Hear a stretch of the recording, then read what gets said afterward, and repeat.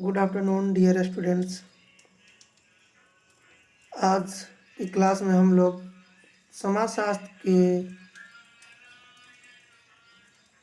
कक्ष में हम लोग बीए पार्ट थर्ड के फर्स्ट पेपर जिसका हम लोग पिछले क्लास में पढ़े थे, है ना, चौथा चैप्टर जिसका नाम था जनजातीय अर्थव्यवस्था एवं जनजातियोयों का आर्थिक वर्गीकरण। तो उस चैप्टर के हम लोग पहले जो टॉपिक था जनजातियों का आर्थिक अर्थव्यवस्था क्या है ना, जनजातियों का अर्थव्यवस्था क्या है, उस चैप्टर पे हम लोग देखे थे। आज के चैप्टर में हम लोग पढ़ेंगे जनजातियों में जीवन यापन के प्रतिमान। ठीक है, जीवन यापन के प्रतिमान, patterns of livelihood among tribes. ठीक है, तो चलिए हम लोग आज के चैप्टर को पढ़ते देखते हैं।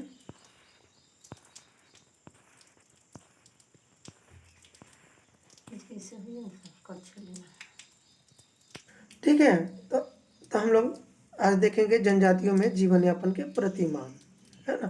तो देखिए क्या कहता है, जनजातियों के जीवन शैली दूसरे समाजों से भिन्न होने के कारण उनके जीवन यापन की प्रकृति तथा जीवन यापन के साधन भी एक पृथक विशेषता लिए हुए हैं।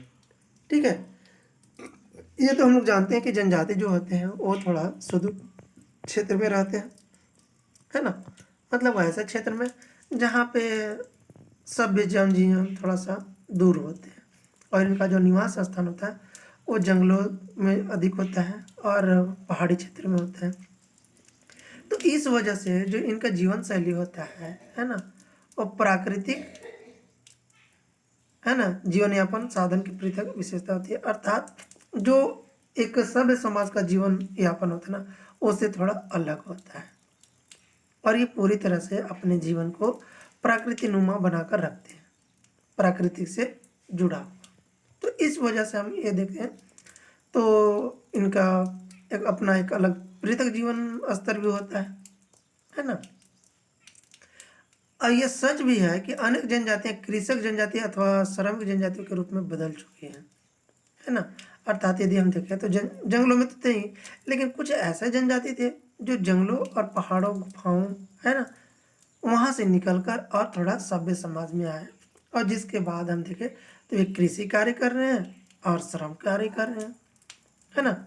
श्रम कार्य मतलब जैसे हम देखें तो इंडस्ट्री वगैरह में, है ना, कल कारखानों में कार्य करके और अपना जीवन यापन अच्छे से कर रहे हैं, निर्वहन कर रहे हैं, है ना, समझ रहे हैं। अर्थात हम देखें तो आज इनकी जो जीवन शैली है, जो जीवन का स्वरूप है, वह बदल चुका है। ठीक है, लेकिन यहाँ यह भी हमें देखना होगा कि आज भी बहुत ऐसे जनजाति हैं जो अधिकांश, है ना, वही परंपरागत जीवन यापन में बंधे हुए हैं, है ना।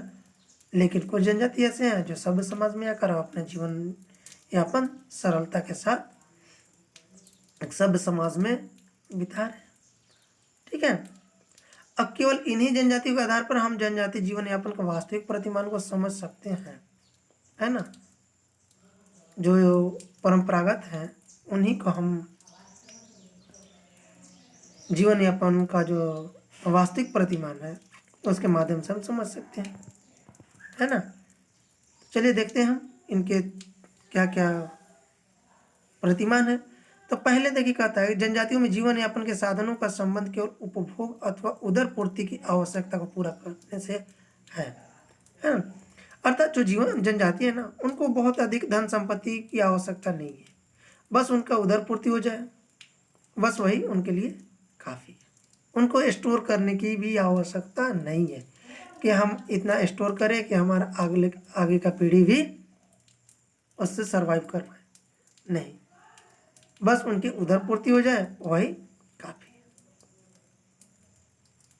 ठीक है, अधिकांश जनजाति आज भी ऐसे साधनों को कोई महत्व नहीं देती जिनके द्वारा आवश्यकता से अधिक उत्पादन करके लाभ प्राप्त किया जा सके, है ना। बहुत सारी जनजातियों में मतलब उनको अधिक महत्व नहीं देते, ठीक है, जो उत्पादन के लिए या उत्पादन को अधिक प्राप्त करने के लिए वो उत्पादन करते हैं, है ना। अर्थात हम उनको उतना ही चाहिए जितना उनकी आवश्यकता है। ठीक है। नेक्स्ट है आपका जीवन यापन के लगभग सभी साधन जनजातियों के लगभग सभी साधन जनजातियों के भौगोलिक पर्यावरण से संबंधित है ना। जो इनका जीवन यापन के लिए जो साधन है वो भौगोलिक पर्यावरण से संबंधित होता है। और इसका तात्पर्य है कि एक विशेष क्षेत्र में किसी जनजातियों के लोगों का प्रकृति से जो सुविधा मिल जाती है उसी की सहायता से वे अपनी जीविका चलाते हैं, है ना। अर्थात जो इनकी जनजातीय लोगों की प्रकृति से जो सुविधा मिलती है, जो प्राकृतिक इससे उनकी आवश्यकताओं की पूर्ति होती है, उसी की सहायता से वे अपनी जीवन यापन भी करते हैं, है ना। अर्थात जो भी आवश्यकता है सब लगभग प्रकृति से उन्हें प्राप्त हो जाती है और उन्हीं के माध्यम से वे अपना जीवन यापन भी करते हैं। ठीक है। जनजातियों में आजीविका के साधन एक विशेष भौगोलिक क्षेत्र से जुड़ी हुई है ना। जनजातियों में आजीविका के साधन एक विशेष भौगोलिक क्षेत्र से जुड़ी होती है। भौगोलिक क्षेत्र कहने का तात्पर्य है कि वे जिस स्थान पे रहते हैं, है ना, वे अपने जीने के लिए वहाँ पे अपने साधन के रूप में एकत्रित कर लेते हैं। ठीक है। और एक और प्रदेश में रहने वाले जनजातियों को दूसरे क्षेत्रों में जाने के लिए आवागमन की सुविधा उपलब्ध नहीं होती है, तो दूसरी ओर वे स्वयं भी अपने क्षेत्र से बाहर जाकर आजीविका के नए साधनों को ढूंढने या उनके उपयोग करने के प्रति उदासीन रहती है ना। यदि आप देखे होंगे जो जनजाति होते हैं उनके घर तक सही रूप में देखें तो जाने के लिए सड़क नहीं होती, रास्ते नहीं होते, है ना। और दूसरी ओर ये भी समस्या हो जाती है तो उनके आजीविका के साधन ढूंढना। तो आजीविका के जैसे मान के चलिए अब कहीं पे जनजाति रह रहे हैं, है ना। अब वहाँ पे कुछ वैसे साधन की पूर्णता नहीं है तो वो क्या करते हैं, दूसरी जगह जाने पड़ता है ढूंढने के लिए। लेकिन वे उसी स्थान पे अपनी आवश्यकता को पूर्ति करते हैं, वो कहीं दूसरी जगह जाने के लिए भी उत्सुक नहीं होते, जागरूक नहीं होते, बस वहीं पे अपना रहते हैं। जैसे आप लोग देखे होंगे बहुत सारे जातियों में क्या होता है, जातियों में देखे होंगे कि वे अपने राज्य से दूसरे राज्य में चले जाते हैं अपनी आजीविका के लिए। लेकिन जनजाति एक ऐसे लोग होते हैं जो अपने क्षेत्र को, अपने समुदाय को छोड़कर कहीं दूसरी जगह जाना पसंद नहीं करते हैं, है ना। वे अपने ही स्थान पे रहना अधिक पसंद करते हैं, दूसरी जगह जाने के लिए नहीं, भले उनकी जो आजीविका है वह थोड़ी सी कमी क्यों ना, लेकिन वे उसी स्थान पर अपनी आजीविका को प्राप्त करते हैं। ठीक है। नेक्स्ट देखिए क्या कहता है, जीवन यापन के साधन सीमित होने के कारण उनकी क्षतिपूर्ति वस्तु विनिमय के द्वारा की जाती है ना। जीवन यापन के साधन सीमित होने के कारण जो क्षतिपूर्ति और वस्तु विनिमय के द्वारा की जाती है ना। कहने का तात्पर्य है कि जो उनकी आवश्यकता है उसकी क्षतिपूर्ति जो होता है वो वस्तु विनिमय के द्वारा की जाती है ना। और आजीविका के क्षेत्र में मुद्रा का स्थान अधिक महत्वपूर्ण नहीं है ना। अर्थात जो उनकी आजीविका चाहिए उसके लिए मुद्रा के स्थान बहुत अधिक महत्वपूर्ण नहीं है। वे वस्तु को एक दूसरे से आदान प्रदान कर वो अपनी आजीविका को आसानी से चला लेते। ठीक है। जनजातियों के जीवन यापन का साधन चाहे शिकार या खाद्यान्न संग्रहण हो अथवा पशुपालन, कृषि, उसमें उत्पादन संबंधी कार्य सहयोग और सामूहिकता के आधार पर ही किया जाता है। ठीक है। कहने का तात्पर्य है कि जनजाति जो है वे अपने जीवन यापन के लिए शिकार करते हैं, खाद्य संग्रहण करते हैं, पशुपालन करते हैं, है ना। और उसके साथ साथ हम देखें तो उत्पादन संबंधी कार्य में सामूहिकता के आधार पर की जाती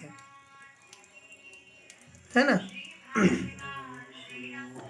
अर्थात पशुपालन बहुत करते हैं, कृषि कार्य करते हैं, और जो उत्पादन कार्य करते हैं उसमें भी सामूहिकता का के आधार पर करते हैं, है ना।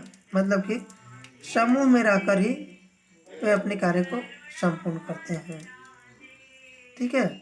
और यही कारण है कि आजीविका के साधनों के किसी तरह का विशेषीकरण देखने के लिए नहीं मिलता है, समझे। अर्थात सामूहिककरण होता है, मतलब कि सब लोग अपने समूह में कार्य करते हैं, समूह में होकर। और आजीविका के लिए कोई विशेषीकरण नहीं होता। विशेषीकरण मतलब कोई ऐसा व्यक्ति नहीं है जो स्पेशल रूप से एक ही कार्य करे, वो सभी कार्य को करता है। ठीक है। जीवन यापन के अधिकांश साधन परंपरागत कृषि के होते हैं। ठीक है। तो जीवन यापन का जो साधन होता है वो परंपरागत प्रकृति होता है।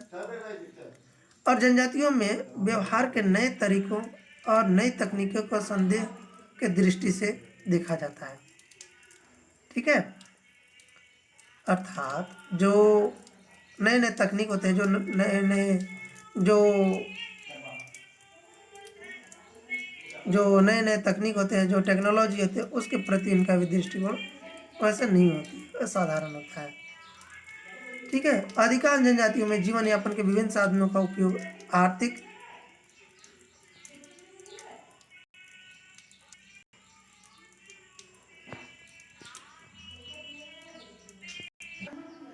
तो जीवन यापन के अधिकांश साधन परंपरागत कृषि के होते हैं। जनजातियों में व्यवहार के नए तरीके और नए तकनीक को संदेह की दृष्टि से देखा जाता है। ठीक है। अर्थात कहने का तात्पर्य है कि जो इनका जीवन यापन होता है वो पूरी तरह से या अधिकांश या संपूर्ण कहें, है ना, वो उनका परंपरागत प्रकृति की होती है। ठीक है। और जनजातियों के व्यवहार के नए तरीके जो होते हैं, है ना, तकनीक को संदेहों की दृष्टि से देखा जाता है। जो तकनीक होती है ना, जैसे देखिए तो ट्रैक्टर होती है। ठीक है। तो इस तरह के जो साधन होते हैं ना, उसके प्रति उनका दृष्टिकोण जो होता है नकारात्मक होता है। ठीक है। अधिकांश जनजातियों में जीवन यापन के विभिन्न साधनों का उपयोग धार्मिक विश्वासों और धार्मिक क्रियाओं के आधार पर किया जाता है। ठीक है। अर्थात जो जीवन यापन होता है उनका, तो अधिकांश जनजाति में जीवन यापन के विभिन्न साधनों का उपयोग धार्मिक विश्वास और धार्मिक क्रियाओं के आधार पर किया जाता है। ठीक है। जैसे आप लोग जानते होंगे कि जो जनजाति होती है उनका बहुत सारे क्रियाकलाप होते हैं, है ना। मतलब हर मौसम के अनुसार उनका जो अलग अलग कार्य होता है। ठीक है। जैसे आप देखे होंगे जब गेहूँ कटाता है उस समय अलग कार्य होती है ना। जब धान बोआता है उस समय उनका अलग कार्य होती है। ठीक है। उसके साथ साथ आप देखे होंगे कि बीच बीच में उनका जो पर्व त्यौहार होता है ना, वो भी अलग होता है। ठीक है। तो जो धार्मिक विश्वास और धार्मिक क्रियाएं होती है उसका भी आधार परंपरागत ही होता है। ठीक है। ठीक है। पशुपालन और कृषि पर आधारित जनजातियों में इस विशेषता का अधिक महत्व होने के साथ ही शिकारी और खाद्य संकलन जनजातियों भी अनेक टोटम किसी विशेष वृक्ष या देवी देवता की पूजा के बाद ही शिकार का खाद्य संग्रहण के लिए गांव से बाहर निकलते हैं, है ना। अर्थात यदि आप देखे होंगे कि जब जनजाति लोग किसी विशेष कार्य पे जाते हैं तो उससे पहले वह अपने धार्मिक क्रिया करते हैं, पूजा पाठ करते हैं, इसके बाद ही वे बाहर निकलते हैं उस कार्य को करने के लिए, है ना। अब ये क्रियाएं हम देखें तो जातियों में भी होती है, ऐसा नहीं है कि सिर्फ जनजाति में होता है, जातियों में होता है ना। जब कभी आप देखे होंगे कि जब कोई भी व्यक्ति जब कोई अच्छी कार्य करने जाता है तो वहाँ पे वह पूजा पाठ करता है। ठीक है। जैसे यदि आप देखे होंगे जातियों में कि वह यदि दुकान का ओपनिंग करता है तो उस समय पूजा पाठ करता है, यदि घर बनवाता है उस समय भूमि पूजन करवाता है ना। यदि विवाह वगैरह होता है तो उस समय फर्स्ट टाइम इंगेजमेंट होता है तो वहाँ भी पूजा पाठ का संस्कार किया जाता है। ठीक है। तो उसी प्रकार से जनजाति अभी जब महत्वपूर्ण कार्य के लिए निकलते हैं तो अपने देवी देवताओं को पूजा पाठ करते हैं। ठीक है। अपने जो उनका टोटम होता है, जो वृक्ष होता है, ठीक है, उनका वो पूजा पाठ करके ही वो घर से बाहर निकलते हैं। ठीक है, समझ रहे होंगे। नेक्स्ट है, वर्तमान में भारत की जनजाति लगभग जनजातीय संख्या के 80% अधिक भाग जीवन यापन का मुख्य कार्य कृषि मजदूरी है ना। जो जनजाति हैं उनकी जीवन यापन जो होता है वो कृषि कार्य से होता है। और लगभग हम देखें तो जितनी जनजाति है ना उसमें 80% जनजाति जो है उनका कार्य कृषि और मजदूरी है। ठीक है, कृषि अर्थात जो एग्रीकल्चर वाले कार्य करते हैं, खेती बाड़ी का कार्य करते हैं, है ना, वो होता है। और दूसरा मजदूरी होता है ना, श्रम करना, श्रम के माध्यम से अपनी आवश्यकता को पूरा करते हैं, है ना। जनजातीय परिवारों के पास औसत कृषि भूमि इतनी कम है कि उनकी उपज से जीवन निर्वहन का कार्य करना बहुत कठिन होता है ना। अर्थात जनजाति के पास कृषि भूमि बहुत कम होती है ना। कारण क्या है? कारण ये है कि वो खाना बहुत उस जीवन पहले व्यतीत करते थे, है ना। तो इस वजह से आज यहाँ कल वहाँ परसों वहाँ, इस वजह से उनके पास जमीन नहीं हो पाता था। लेकिन जब एक जगह इकट्ठा होकर रहने लगे, है ना, समूह के रूप में, तो फिर जमीन की कमी होने लगी, है ना। तो इस वजह से उनके पास और भी बहुत सारे कारण हैं जमीन नहीं होने की, है ना। उनकी ज़मीन को यदि है तो उनकी ज़मीन को जो आपका ज़मींदार होते हैं वो या फिर जो ठाकुर होते हैं वे, है ना, ले लेते हैं। तो इसका भी एक कारण है। ठीक है, या फिर हम देखेंगे कि जब उनकी कोई कार्य होता है तो उनकी आवश्यकता के लिए पैसे चाहिए, तो पैसा जब साहूकार से लेने जाते हैं तो साहूकार तो दे देता है, लेकिन जब उसके समय पे नहीं देते हैं तो उसकी ज़मीन को कब्जा कर लेते हैं, है ना। तो ये भी कारण होता है। तो जनजाति परिवारों के पास औसत कृषि भूमि इतनी कम है कि उनकी उपज से जीवन यापन कर सकना बहुत कठिन है ना। अर्थात जनजाति परिवार के पास जो औसत कृषि भूमि होती है वो बहुत कम होती है, जिसकी वजह से जो उनका जीवन निर्वहन के लिए जितनी आवश्यकता होती है भूमि की वो नहीं हो पाती है। ठीक है, और यही कारण है कि जनजातियों में अपने भूमि पर खेती करने वाले लोगों की तुलना में खेती मजदूरों की संख्या बढ़ती जा रही है ना। खेती और मजदूर करने वालों की संख्या बढ़ती जा रही। कहने का मतलब है कि जैसे जो बड़े जमींदार होते हैं जिनके पास अधिक जमीन होती है ना, तो उनके पास ये जाकर और उनकी ज़मीन में वे कृषि कार्य करते हैं। ठीक है, तो उस प्रकार के जो कृषक होते हैं उन्हीं को हम लोग खेतिहर मजदूर कहते हैं। मतलब उनका तो ज़मीन नहीं है, लेकिन वो बटाईदार है ना, बटाइया लेते हैं और उसके भूमि पर वो कृषि कार्य करते हैं। और उसमें आधे आधे होते हैं, है ना। आधा जो काम किया है, जो एग्रीकल्चर का कार्य किया है उसको, और जो आधा उसको मिलता है जो इसका ज़मीन होता है ना, जिसको हम लोग देखें तो बटाईदार बोलते हैं, है ना, बटैया। नेक्स्ट है, अधिकांश जनजाति क्षेत्र पहाड़ी पठार एवं तथा जंगली होने के कारण वहाँ सिंचाई की सुविधाओं का पूर्ण अभाव होता है ना।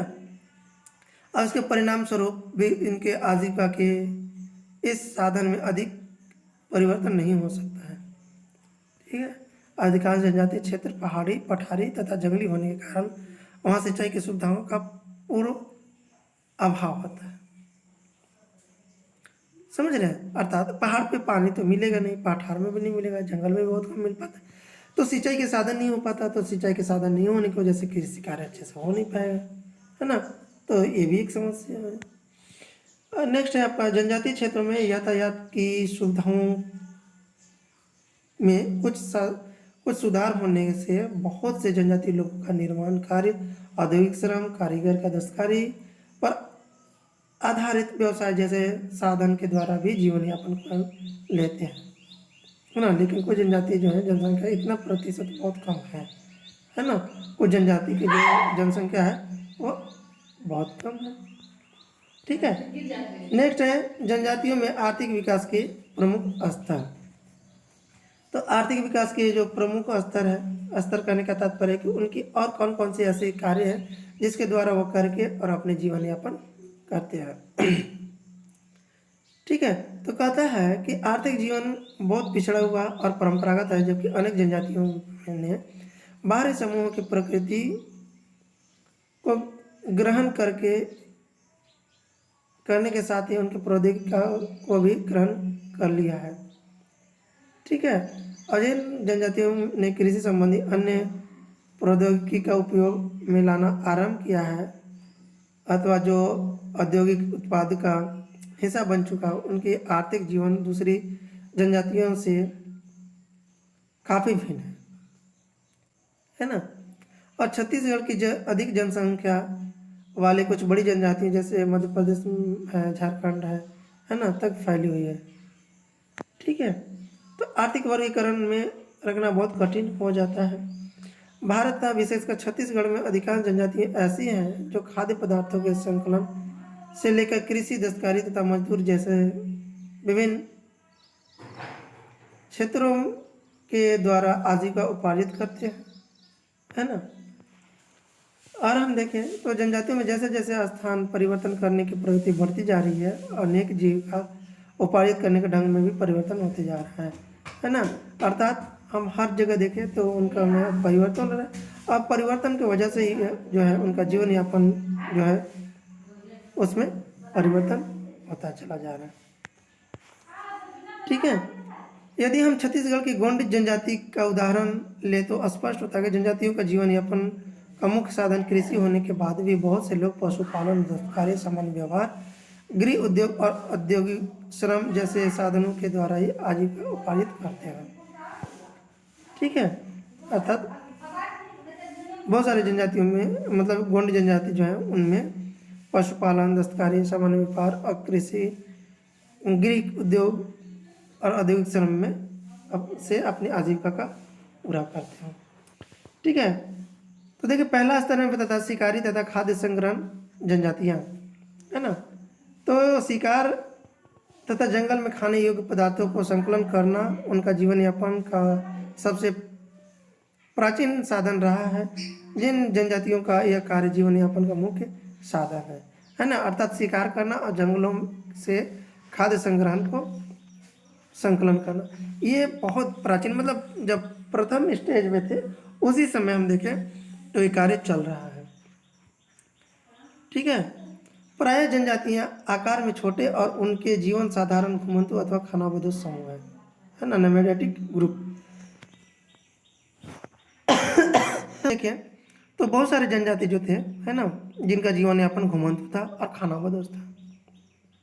अर्थात एक जगह से दूसरी जगह घूमते फिरते अपना जीवन बसर करते थे, है ना। और हम देखें तो जनजातियों का एक एक समूह अथवा कबीले का निर्माण समान रक्त समूह अथवा गोत्र समूह के द्वारा भी होता है ना। कबीला जानते होंगे, जो एक ग्रुप में एक जनजाति रहते हैं, कबीला के रूप में रहते हैं, है ना। और अपने स्वयं गोत्र के लोग ही उस ग्रुप में उस कबीले में रहते हैं। ठीक है। बाकी दूसरे गोत्र के लोग नहीं रहते। अफ्रीका में फिलीपींस, बुशमैन, श्रीलंका के वेड्डा, फिलीपींस के पिग्मी समूह अथवा ऑस्ट्रेलिया के अनेक जनजाति का जीवन यापन का एक प्रमुख साधन है ना, या जो आपका शिकार करना और खाद्य संग्रहण करना। भारत के जिन जनजातियों का शिकार और खाद्य संग्रहण का आजीविका का प्रमुख साधन के रूप में प्रयुक्त किया जाता है उसमें आपके आते हैं कादर, चेचू, राजी, कुकी, डोंगो और मलपलतम आदि प्रमुख जनजाति हैं, है ना। और छत्तीसगढ़ के परंपरागत रूप से बिरहोर, कोरवा, बैगा, भारिया, माझी, ओरांव, कंवर जनजाति में एक लंबे समय तक शिकार करना और जंगलों के खाद्य पदार्थों का संग्रहण करना उनकी आजीविका का अच्छा प्रमुख स्रोत माना जाता है। ठीक है। भारतीय जनजातियों में जनसंख्या का एक बड़ा भाग जंगली और निर्जन क्षेत्रों में निवास करता रहा है। वास्तविक रूप में जनजातियों के जीवन में जंगलों का प्राप्त होने वाले विभिन्न पदार्थ जैसे लकड़ी, लाह, महुआ, तेंदुपत्ता, गोंद, शहद, आंवला, बेर, बेत आदि विभिन्न प्रकार के जड़ी बूटियों का संग्रहण करना महत्वपूर्ण है और इन्हीं की वस्तुओं का संग्रहण करके अपनी आजीविका को पूरा करते हैं। ठीक है। वर्तमान में जनजातियों पर जंगलों से प्राप्त पदार्थों का संग्रहण करने पर कानूनी प्रतिबंध लगाए जाने के कारण बहुत से जनजातीय समाज आजीविका का गंभीर संकट पैदा हो गया है ना। जंगलों से कोई भी सामान को, कोई भी वस्तु को, कोई भी जड़ी बूटी को, कोई भी पेड़ पौधा को नहीं निकालना, है ना, उनके जीवन का बहुत बड़ा संकट का कारण बन गया। क्यों? क्योंकि उनका जो आजीविका था वो उसी के माध्यम से था। भारत की जनजातीय जनसंख्या के लगभग 7% हिस्सा आज भी शिकार का खाद्य संग्रहण के असर संबंधित है ना। आज भी जो है 7% लोग शिकार करते हैं और खाद्य संग्रहण करते हैं। दूसरा है पशुपालन जनजाति। तो देखिए कहता है कि जनजातियों की संख्या की भी काफ़ी अधिक है। इनमें पशुपालन जीवन यापन का प्रमुख साधन है। अनेक मानव शास्त्री यह मानते हैं कि विभिन्न जनजातीय समूहों ने पशुपालन के द्वारा आजीविका उपार्जित करके और घुमंतु जीवन को छोड़कर एक स्थान पर अस्थायी रूप में रहना आरंभ किया, है ना। जो फॉडे हैं, सीडी फॉडे, उन्होंने बताया कि जनजातियों में पशुओं के उन विभिन्न उपयोग का उद्देश्य उल्लेख किया गया है जो जनजातियों में आजीविका का प्रमुख आधार रहा है। जैसे हम देखें तो पशुओं को कुछ बड़े करके उनका मांस खाना, उनसे दूध एवं दूध बने दूसरे पदार्थों का उपयोग करना, पशुओं के चमड़े का उपयोग करना, पशुओं के बाकी एवं उपभोग करना, उनमें सवारी का काम कर लेना, बोझा ढोना का कार्य भी पशुओं से की जाती है ना। जैसे हम देखें तो बैल होता है, तो बैल से क्या करते हैं, जंगल से लकड़ी लाते हैं, है ना, कृषि कार्य करते हैं, गाय से दूध की प्राप्ति होती है और मरने के बाद उसके जो चमड़े होते हैं उस चमड़े का उपयोग किया जाता है ना। जिन जनजातियों में पशुपालन जीवन यापन का मुख्य साधन है उनकी सबसे बड़ी समस्या पशुपालन के चारे उपलब्ध करना। एक स्थान पर जब चारे का अभाव हो जाता है तो इस वर्ग से संबंधित जनजातियां स्थान से दूसरे स्थान चले जाते हैं, है ना। नेक्स्ट हम देखें कृषि का जनजातीय, है ना। आज सबसे अधिक जनसंख्या उन जनजातियों की है जो कृषि अथवा खेतिहर जनजाति हैं। बहुत से जनजाति जो कुछ समय पहले तक जंगलों एवं खाद्य पदार्थों के संकलन और पशुपालन के द्वारा आजीविका उपार्जित करते हैं, है ना। तथा उनका एक बड़ा हिस्सा भी अब खेती के द्वारा आजीविका उपार्जित करने लगे हैं, है ना। स्थानांतरित कृषि, शिफ्टिंग कल्चर, आदिवासी अर्थव्यवस्था के आदिम रूप में स्थानांतरित कृषि का कार्य करते हैं। कुछ समय पहले तक भारत में ऐसे जनजातियों की संख्या बहुत अधिक थी जो एक स्थान पर आजीविका के रूप में कार्य करते नहीं, खेती नहीं कर सकती थी, लेकिन एक स्थान पर कुछ समय तक खेती करने के बाद जब वहाँ की भूमि उपजाऊ नहीं होती है ना, नहीं रह जाती है, तो एक विशेष जनजातीय समूह के दूसरे स्थान पर खेती करना आरंभ कर देते हैं। ठीक है, उदाहरण के लिए हम देखें तो बैगा जनजाति में इसे बेगार के नाम से संबोधित किया जाता है। और मध्य प्रदेश में कुछ जनजाति जो है ऐसे खेती को दहिया का प्रचलन करते हैं, है ना। जबकि स्थानांतरित कृषि ऐसी खेती को या फिर झूम के नाम से भी जानते हैं, झूम खेती, है ना। अनेक दूसरे आदिवासी समूहों में इस तरह की खेती को पेड़ा, हाड़, खड़ंगा, दिप्पा और मादन आदि के नाम से भी जाना जाता है। बैगा जनजाति का यह विश्वास है कि खेती के लिए जमीन को हल से जोतना पृथ्वी को कष्ट पहुंचाना है ना। इसीलिए वे कुदाल से कोड़ कर अपना कृषि कार्य करते हैं। नेक्स्ट है आपका अस्थायी कृषि, सेटेड एग्रीकल्चर। वर्तमान अधिकांश जनजाति स्थानीय कृषि समुदाय के रूप में बदल चुके हैं। दूसरे शब्दों में जानते हैं कि जनसंख्या का अधिकांश प्रतिशत स्थानीय कृषि द्वारा आजीविका उपार्जित करती है। ठीक है, 2011 की जनगणना से यह स्पष्ट होता है कि छत्तीसगढ़ की जनजातियाँ जनसंख्या जो है आपका 58.12% हिस्सा कृषि के द्वारा आजीविका उपार्जित करती है। ठीक है, अर्थात कृषि से भी वे अपना कार्य, अपनी आवश्यकता पूरा करते हैं। नेक्स्ट है आपका कारीगर अथवा दस्तकारी जनजातियाँ, है ना। ट्राइबल्स, अर्थात छत्तीसगढ़ के में गोंड तथा सवता जनजाति बहुत से लोग बांस से बनने वाले कलात्मक वस्तुओं के लिए प्रसिद्ध रहे हैं, जहाँ के बिरहोर और खारिया जनजाति के बहुत से लोग पेड़ों के रेशों व जटाओं से रस्सियाँ बनाकर समीपवर्ती वस्तुएं बेचती हैं। छत्तीसगढ़ के अगरिया जनजाति भी लोहे के विभिन्न वस्तु बनाकर अपने बनाने के लिए जानी जाती हैं।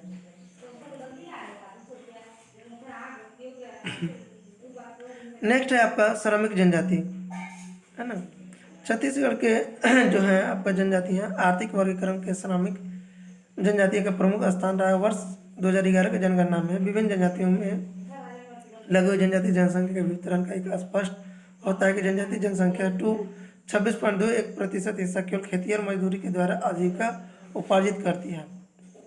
अब ये सबसे बड़ी जनसंख्या उनके भूमिहीन आदिवासियों की है, जो आदिवासी भूस्वामियों के जमीन पर श्रमिक के रूप में कार्य करते हैं। दूसरा वर्ग उन आदिवासियों का है जो खनिज भंडारों के श्रमिक रूप में कार्य करते हैं। छत्तीसगढ़ खनिज पदार्थों की दृष्टि से यह एक बहुत संपन्न राज्य है, जहाँ कोयला, कच्चा लोहा, चूना पत्थर, बॉक्साइट, डोलोमाइट आदि का विशाल भंडार है। तो ऐसे उत्तर छत्तीसगढ़ी में जो आपका श्रमिक जनजातियों की संख्या बहुत अधिक है। तो इस तरह से आज हम लोग देखें श्रम जनजातियों के वर्गीकरण, है ना, आर्थिक वर्गीकरण में किस तरह से अपनी आवश्यकता को पूरा करते हैं। तो आज की क्लास हम लोग यहीं पे समाप्त करते हैं। नेक्स्ट क्लास में हम लोग पुनः अगले टॉपिक अध्ययन करेंगे। Thank you students.